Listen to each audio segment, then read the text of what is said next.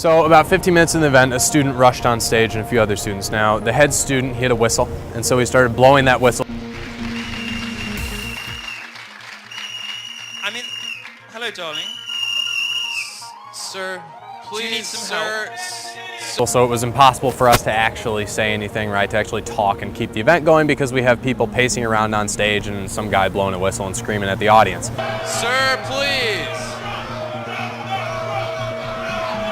About 5 minutes as that got going, as I'm sitting there just sort of waiting for the security to eventually come in, another student grabbed the microphone from me. So next thing we know, the guy with the whistle has the microphone. Dump Trump!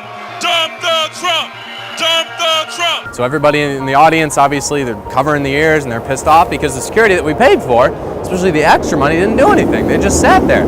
And so this went on for a good hour.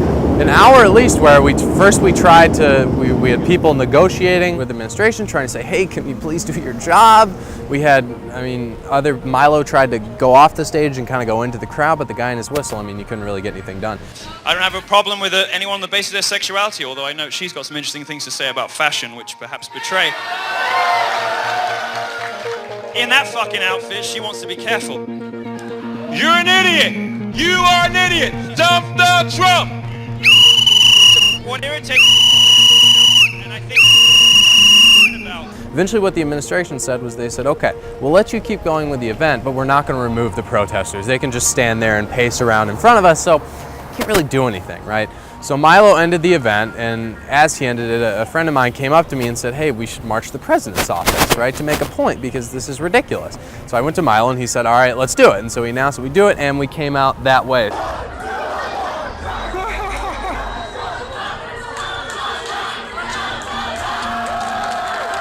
When the college Republicans wanted to bring Milo Yiannopoulos back, the administrators said, sorry, but no, that's not happening. He's not coming back. So it kind of shows the absurdity of charging students for security fees in order to hear controversial speakers. When you're a student at a university, you already pay a fee to be able to hear controversial speakers. It's called tuition. It's troubling that DePaul's administrators would endorse a heckler's veto because it delegates the ability to determine who speaks to a small group of people. And that is not what free speech is about.